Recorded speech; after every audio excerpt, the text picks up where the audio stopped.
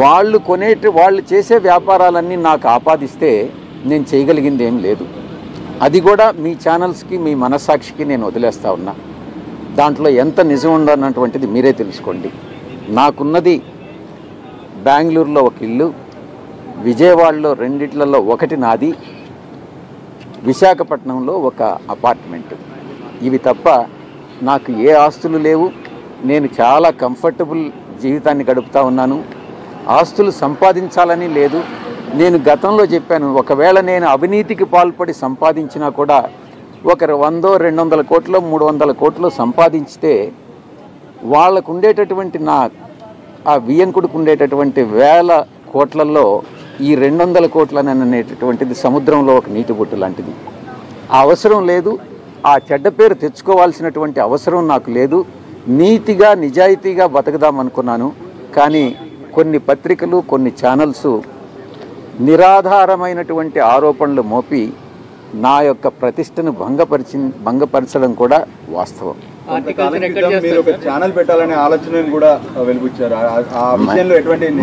మంచి ప్రశ్న వేశారు. గతంలో రామోజీరావు గారు, రాధాకృష్ణ గారు నా మీద వ్యతిరేకంగా దుష్ప్రచారం చేసినప్పుడు నేను ఒక నిర్ణయం తీసుకోవడం జరిగింది, ఛానల్ పెట్టాలి అన్నటువంటిది. ఈరోజు మారిన రాజకీయ పరిస్థితుల్లో నేను రాజకీయాల నుంచి తప్పుకున్న తర్వాత ఆ యొక్క నిర్ణయం, తీసుకున్నటువంటి నిర్ణయం అమలు చేయాలా లేదా అన్నటువంటిది నేను పునరాలోచిస్తాను. ఈ రోజు నేను దానికి సమాధానం చెప్పలేనటువంటి పరిస్థితి. సార్ మీ పైన రెండోసారి నమ్మకం పెట్టి మీకు రాష్ట్రం ఇచ్చారు కదా, మీరు జగన్కి ఫోన్ చేసి చెప్పామన్నారు. ఏమన్నారు సార్? వద్దని చెప్పలేదా? మీకు రాజీనామా చేయొద్దని రాజీనామా ఆయన అడిగారు, మీరు వెయిట్ చేయాలా? జగన్ గారికి నేను అన్ని వివరంగా చెప్పాను. ఈ పరిస్థితుల్లో నేను న్యాయం చేయలేనన్నటువంటి విషయం కూడా చెప్పాను. ఆయన అన్న అడ్వైజబుల్ కాదు, నువ్వు రాజీనామా చేయొద్దు, పార్టీ నీకు అండగా ఉంటుంది, మేమంతా నీకు అండగా ఉంటాం, నువ్వు తీసుకున్నటువంటి నిర్ణయం కరెక్ట్ కాదేమోనని ఆయన చెప్పడం జరిగింది. అయినప్పటికీ కూడా నా నిర్ణయం బట్టి నేను ముందుకు వెళ్తా ఉన్నాను. మీరు అనుకుంటే న్యాయం ఏంటి సార్? న్యాయం చేయలేని అంటున్నారు. మీరు ఒక ఏమనుకోవద్దు, క్లారిటీ ఉండాలి క్వశ్చన్ వేస్తే. క్లారిటీ లేని క్వశ్చన్స్ కానీ మీ పదవికి న్యాయం చేయలేదు అంటున్నారు. న్యాయం చేయడం అంటే ఏంది అని అడుగుతున్నారు. మీరు ఏ పత్రిక, మీరు మీ యొక్క ఉద్యోగ ధర్మానికి మీరు న్యాయం చేస్తున్నారా? చెప్పండి. అది కాదులే సార్, మీరు ఆన్సర్ చెప్పండి. మీరు క్లారిటీతో అడగండి. ఆయన అడిగింది ఏంటంటే, ఇప్పుడు మీరు అంటున్నారు కదా నేను న్యాయం చేయలేకపోతున్నాను, అందుకే నేను నా ప్లేస్లో వేరే ఒకరిని పెట్టాలని. అంటే మీకు సరైనటువంటి గౌరవం ఇవ్వకపోవడం వల్లనే నేను ఒక్కటే చెప్తా ఉన్నా, నేను దైవ భక్తుడిని, నేను అబద్ధాలు చెప్పలేను. అబద్ధాలు చెప్పకుండా ఈ కాలంలో రాజకీయాల్లో రాణించడం అన్నటువంటిది కష్టంగా ఉంది. నా మనసుకి తోచిన విధంగా ఇక్కడ నేను రాణించలేను రాజకీయాల్లో నన్ను నిర్ణయించుకున్నాను. ఇది వాస్తవం. నువ్వు ఇన్ఫరెన్సెస్ డ్రా చేయొద్దు, నేను చెప్పింది విను. మిమ్మల్ని అబద్ధాలు చెప్పమని చెప్తున్నాడు, అందుకే రాధాకృష్ణ చెప్తున్నాడు, సరేనా? లేదు, ఈనాడు కిరణ్ చెప్తున్నాడు, సరేనా? ఎందుకు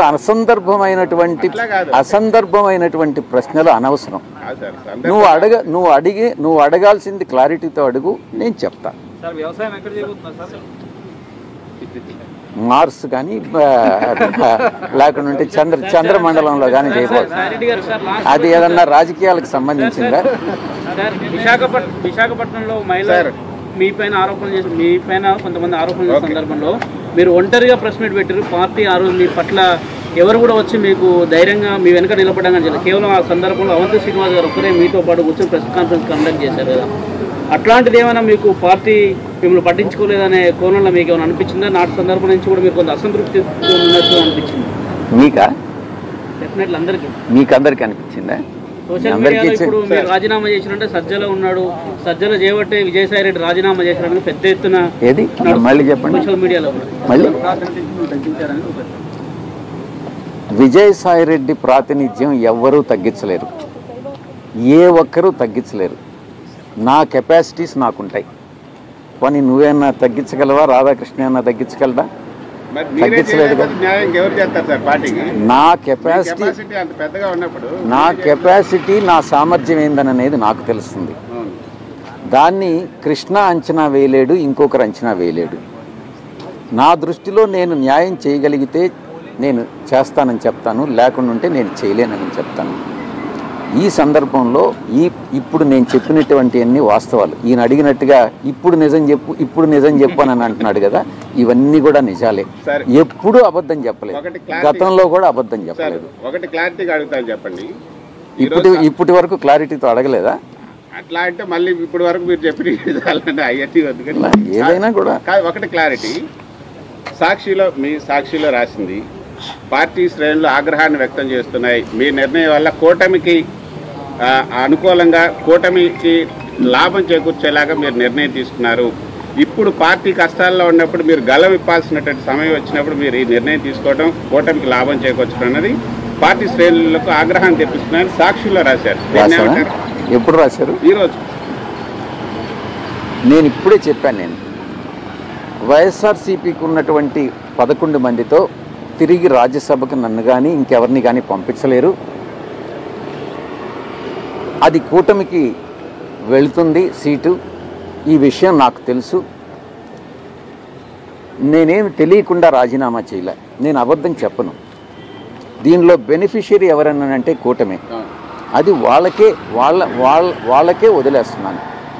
ఏం చేయాలి, ఎవరిని సెలెక్ట్ చేసుకోవాలి? నా ఓన్లీ రిక్వెస్ట్ ఏందనంటే, నాకన్నా ఇంకా కొంచెం విజ్ఞానవంతుడు, ఇంకా కెపాసిటీస్ ఎక్కువ ఉన్న అతన్ని కానీ తీసుకొస్తే అది ఏ పార్టీకి సంబంధించైనా అది రాష్ట్రానికి, దేశానికి ఉపయోగపడుతుందని మాత్రమే నేను చెప్పగలను.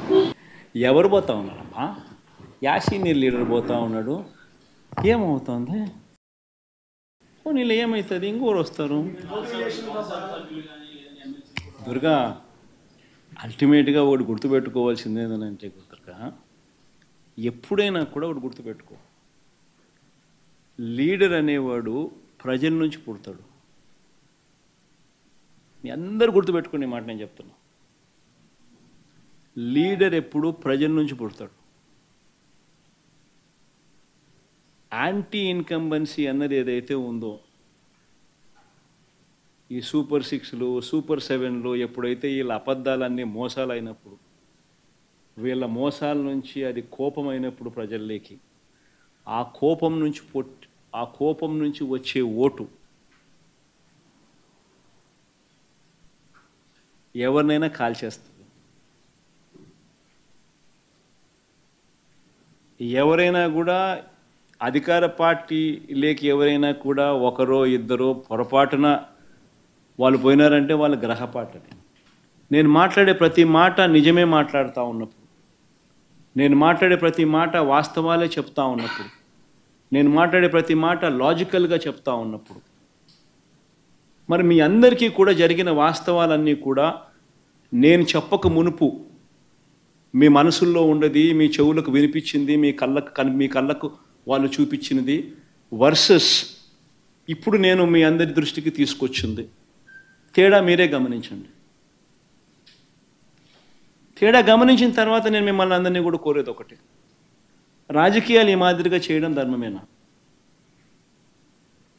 రాజకీయాలు ఈ మాదిరిగా చేయడం న్యాయమేనా అని స్ట్రైట్గా నేను మీ మనస్సాక్షిని ఈ మాట అడగండి అని మిమ్మల్ని కోరుతా ఉన్నాను. Ask yourself, is this how you want politics to be? అడగండి. ధర్మం కాదు, న్యాయం కాదు. రాజకీయాలు చేయాలనుకుంటే ఏదైనా స్ట్రైట్గా చేద్దాం. మెడికల్ కాలేజీని ప్రైవేట్ పరం చేయడానికి స్కామ్ ఉందని ఎలాంటి స్కామ్ ఉందని?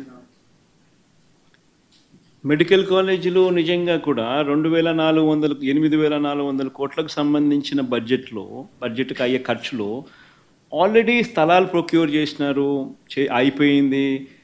2,400 కోట్ల రూపాయలు పెట్టుబడులు కూడా పెట్టడం జరిగింది. బిల్డింగులన్నీ కూడా చాలా చోట్ల అడ్వాన్స్డ్ స్టేజ్లో ఉన్నాయి. 5 చోట్ల మెడికల్ కాలేజీలు ఆల్రెడీ స్టార్ట్ అయిపోయినాయి. ఇంకొక 5 చోట్ల పూర్తిగా ఈ సంవత్సరము మనము మనం కట్టిన బిల్డింగులు చూపిస్తే వాళ్ళు సీట్లు ఇచ్చే పరిస్థితి కూడా రెడీగా వాళ్ళు ఆల్రెడీ చెప్పడం జరిగింది. మరి అటువంటి పరిస్థితిలో ఉన్న ఈ మెడికల్ కాలేజెస్ను, గవర్నమెంట్ మెడికల్ కాలేజెస్ను నువ్వు అమ్మేయడానికి సిద్ధపడితే, ప్రైవేటైజ్ చేయడానికి సిద్ధపడితే దాని అర్థం ఏంది? అసలు ప్రైవేట్ మెడికల్ కాలేజెస్ అన్నది నువ్వు స్కాములు చేసి నీ దగ్గర వాళ్ళకు నువ్వు అమ్మాలనుకునే ఒక స్కామ్ చేయడం ధర్మమేనా? అసలు ప్రతి జిల్లాలోనూ ఒక మెడికల్ కాలేజ్ వస్తే దానివల్ల జరిగే మంచి ఏమిటి తెలుసా? ప్రతి జిల్లాలోనూ ఒక సూపర్ స్పెషాలిటీ హాస్పిటల్ వస్తుంది, టెరిషరీ కేర్ ఇంప్రూవ్ అవుతుంది. ఎప్పుడైతే ప్రతి జిల్లాలోనూ ఒక సూపర్ స్పెషాలిటీ హాస్పిటల్ గవర్నమెంట్ రంగంలో ఎప్పుడైతే కాంపిటేటివ్గా ఉంటుందో అప్పుడు ప్రైవేట్ రంగంలో ఉన్న వాళ్ళు ఇష్టం వచ్చిన రేట్లు వేసి ప్రజలను ఇబ్బందులు పాలు చేసే కార్యక్రమం చేయలేరు. ఎందుకంటే గవర్నమెంట్ రంగంలో ఉన్న ఈ సూపర్ స్పెషాలిటీ హాస్పిటల్, ఈ మెడికల్ కాలేజు, ఈ మెడికల్ కాలేజ్ ఏదైతే ఉందో that will become the super speciality hospital which is going to be competitive. ఈ కాంపిటీషన్ అనేది ఎప్పుడైతే ఉంటుందో అప్పుడు ఈ ప్రైవేట్ హాస్పిటల్స్ ఇష్టం వచ్చిన రేట్లు ఛార్జ్ చేసి పేదవాడిని ఇబ్బందులు పాలు చేసే కార్యక్రమం జరగదు. అది ఒక అడ్వాంటేజ్ అయితే, రెండో advantage the number of seats it will add. ప్రతి మెడికల్ కాలేజు 150 సీట్లు అదనంగా యాడ్ అవుతాయి. ఇందులో ఈ అదనంగా యాడ్ అయ్యే ఈ ప్రతి మెడికల్ కాలేజ్ సీటు ఆ హాస్పిటల్లోనే ఖర్చు అవుతుంది. ఆ హాస్పిటల్కే పెడతారు, ఆ మెడికల్ కాలేజ్ కోసమే ఖర్చు పెడతారు. ఆ కాలేజ్ బతుకుతుంది, ప్రైవేట్తో గొప్పగా కాంపిటీషన్లో నిలబడగలుగుతుంది, పిల్లలకు మేలు జరుగుతుంది, ప్రజలకు మేలు జరుగుతుంది. అలాంటిదాన్ని నువ్వు నీ స్కాముల కోసం అమ్మాలనుకోవడం ఎంత మటుకు ధర్మం?